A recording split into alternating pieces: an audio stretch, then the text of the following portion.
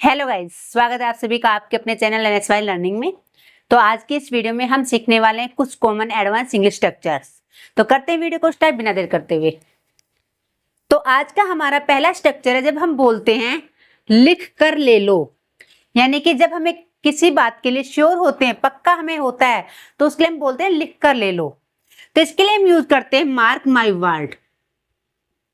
Mark my words यानी कि लिख कर ले लो, ये काम ऐसे होगा या ये काम ऐसे नहीं होगा। पहला एग्जांपल है लिख कर ले लो आज वह नहीं आएगी।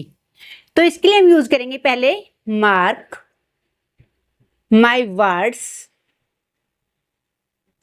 उसके बाद आज वह नहीं आएगी, यानी हमारा टेंस कौन सा है? फ्यूचर। तो she will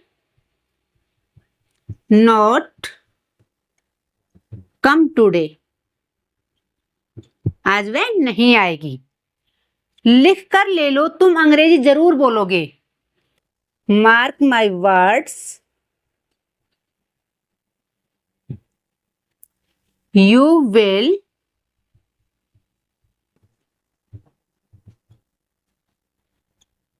definitely speak English.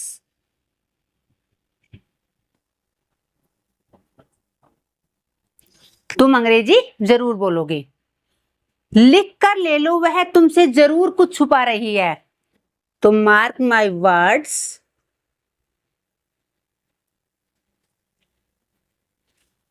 She will definitely hiding something from you, यानी तुमसे जरूर कुछ छुपा रही है। लिख कर ले लो, तुम एग्जाम में फेल हो जाओगे। Mark my words, you will fail in the exam. लिख कर ले लो, वह तुमसे झूठ बोल रही है। Mark my words, she is lying to you.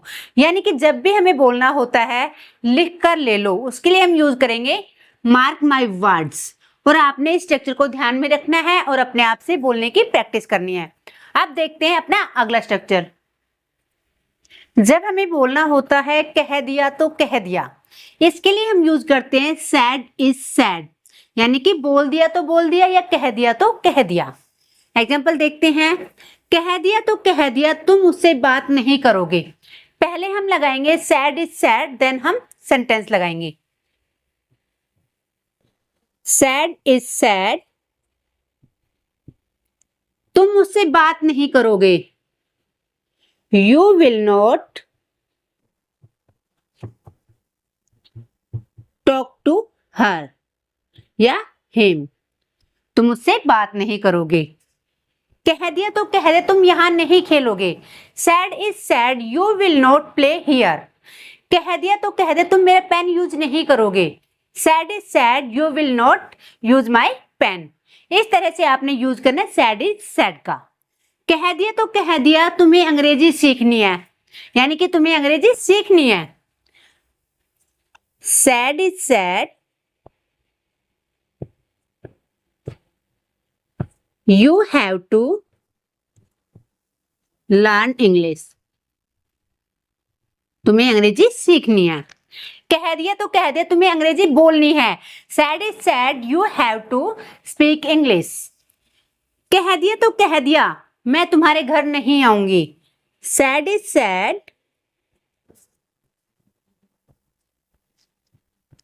I will not come to your home. तुम्हारे घर नहीं आऊंगी। कह दिया तो कह दिया, तुम्हें प्रैक्टिस करनी पड़ेगी।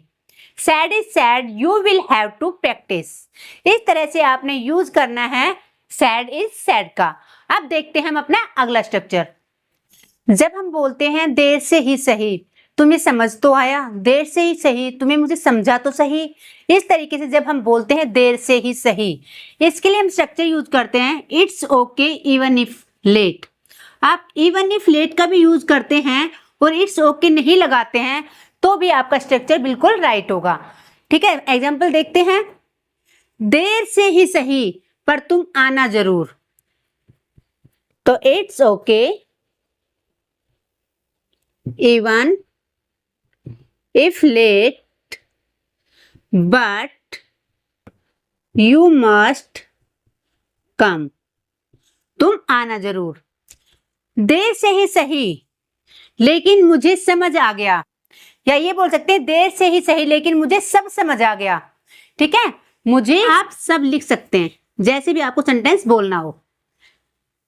It's okay even if late but I understood everything, यानी कि मुझे सब समझ आ गया। देर से ही सही पर कम से कम जवाब तो दिया करो। जब हम किसी को कॉल करते हैं और बैक में हमें कॉल नहीं मिलती है, कोई कॉल नहीं करता है, तो हम जब मिलते हैं तो ये बोलते हैं कम से कम तुम जवाब तो दिया करो, चाहे लेट दिया करो। देर से ही सही। It's okay even if late but कम से कम क्या है, एक एडवांस स्ट्रक्चर है ये भी, तो at least.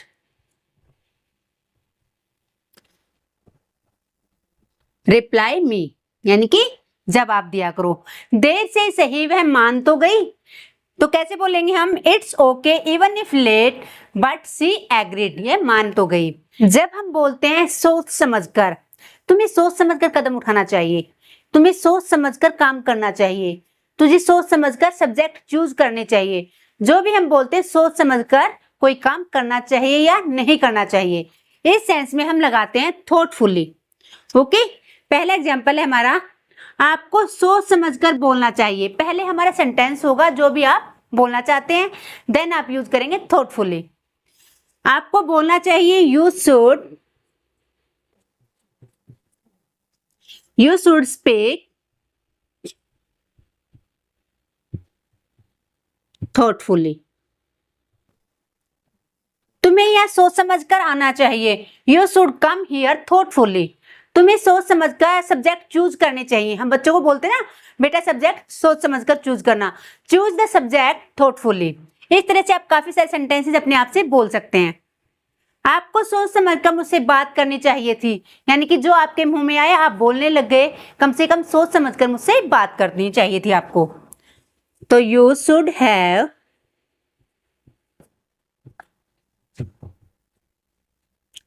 Talk to me thoughtfully. छोटा सा स्ट्रक्चर है लेकिन बहुत ही ज्यादा इंपॉर्टेंट है, और हम काफी सारे सेंटेंसेस इस सेंस में बोलते हैं। तो मैं आपको वही सेंटेंसेस कराती हूँ जो हम डेली अपनी कन्वर्सेशन में यूज करते हैं, तो इनका यूज कीजिएगा और बोलने की प्रैक्टिस कीजिएगा। नेक्स्ट सेंटेंस है हमारा, आपको सोच समझकर फैसला लेना चाहिए था, यानी जो फैसला आपने लिया है जल्दबाजी में नहीं लेना चाहिए था, सोच समझकर लेना चाहिए था। You should have taken a decision thoughtfully, यानी कि सोच समझकर तुम्हें फैसला लेना चाहिए था। जब हम बोलते हैं बैठे बैठे कोई काम कर रहा था कोई, या किया, किसी भी सेंस में हम बोल सकते हैं, लेकिन ध्यान कर रखना है बैठे बैठे। इसके लिए हम यूज करते हैं व्हाइल सीटिंग। व्हाइल के काफी सारे यूजेस हैं, मैंने अपने चैनल पे व्हाइल के सभी यूजेस डिटेल में कराए हुए हैं। अगर आपने वो वीडियो नहीं देखी है तो चैनल पे विजिट करके देख सकते हैं, अदरवाइज मैं डिस्क्रिप्शन में उसका लिंक दे दूंगी। तो आज हम यहाँ करेंगे केवल बैठे बैठे की सेंस में, बैठे बैठे व्हाइल सीटिंग। छोटा सा स्ट्रक्चर है लेकिन काफी यूजफुल है, और हम काफी बार ऐसे सेंटेंसेस बोलते हैं। वह बैठे बैठे सो रहा था, यानी कि जब मैंने उसको देखा था वो बैठे बैठे सो रहा था। He was sleeping। उसके बाद आपने क्या यूज करना है, while sitting। while sitting यानी कि बैठे बैठे सो रहा था। नेक्स्ट सेंटेंस है हमारा, मैं बैठे बैठे बोर हो रही हूं। I am getting bored while sitting। आपने जब भी बोलना हो बैठे बैठे तो केवल ये याद रख लेना, while sitting while sitting while sitting, ठीक है। वह बैठे बैठे कुछ सोच रही थी। She was thinking something while sitting।